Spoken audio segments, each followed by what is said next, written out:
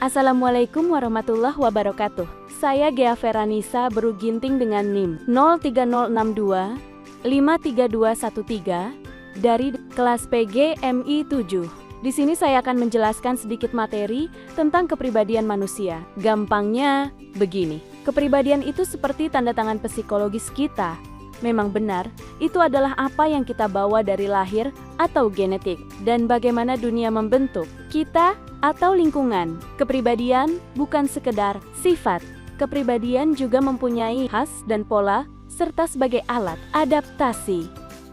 Jadi kepribadian itu semacam sistem operasi dalam diri kita yang menentukan bagaimana kita berinteraksi dengan orang lain dan lingkungan sekitar.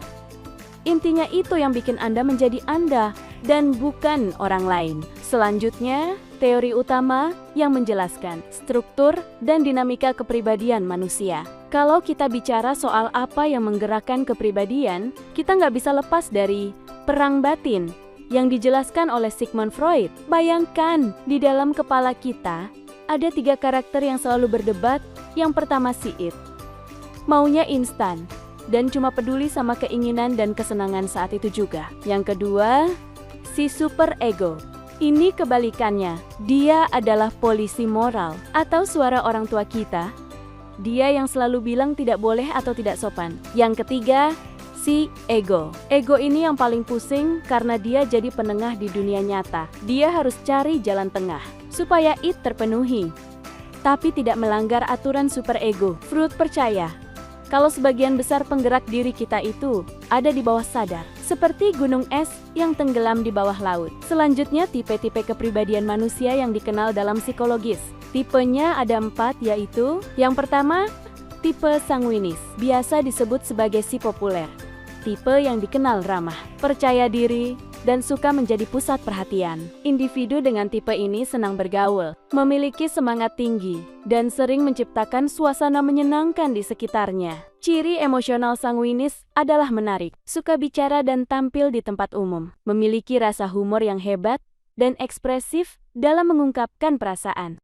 Yang kedua, tipe koleris biasa disebut sebagai pemimpin kuat. Tipe ini memiliki kepemimpinan yang kuat, penuh semangat, dan tegas dalam mengambil keputusan. Mereka suka tantangan baru dan jarang menyerah dalam menghadapi rintangan. Koleris juga cenderung mendominasi dan memiliki visi yang jelas. Ciri emosional koleris adalah dinamis, aktif dan cenderung melakukan perubahan, memiliki kemauan yang tegas, dan tidak mudah patah semangat. Yang ketiga, tipe melankolis yang biasa disebut si perfeksionis. Melankolis adalah perfeksionis dan sangat memperhatikan detail. Mereka selalu berusaha mencapai kesempurnaan dalam segala hal yang mereka lakukan. Karakter ini menjadikan mereka rapi, terencana, dan analitis. Ciri emosional melankolis adalah berpikir mendalam, analitis dan kompleks, serius, tekun, cerdas, dan memiliki idealisme tinggi. Dan yang terakhir adalah tipe plekmatis, yang biasa disebut sebagai cinta damai dan memiliki sikap tenang. Orang dengan tipe ini cenderung mudah diatur, suka mengalah, dan memiliki toleransi tinggi terhadap perbedaan. Mereka lebih memilih menghindari konflik dan sering menunda pengambilan keputusan demi menjaga harmoni. Ciri emosional plekmatis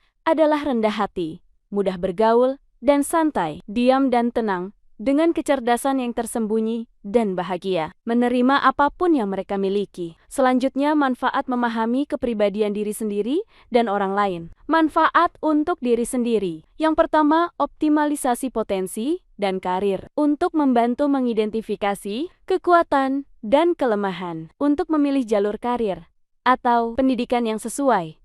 Yang kedua, pengelolaan emosi untuk lebih baik dalam mengelola reaksi terhadap stres atau situasi tertentu melalui kesadaran diri.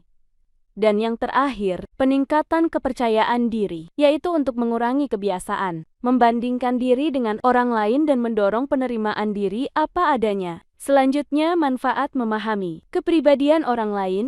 Yang pertama, membangun hubungan harmonis untuk meningkatkan empati dan toleransi terhadap perbedaan perilaku, sehingga konflik dapat diminimalisir. Yang kedua, komunikasi yang efektif untuk membantu menentukan cara terbaik untuk menyampaikan pesan agar tidak terjadi miskomunikasi, terutama dalam lingkungan kerja. Dan yang terakhir, kepemimpinan yang lebih baik. Pemimpin yang memahami karakter anggotanya dapat memberikan motivasi dan arahan yang lebih personal serta efektif.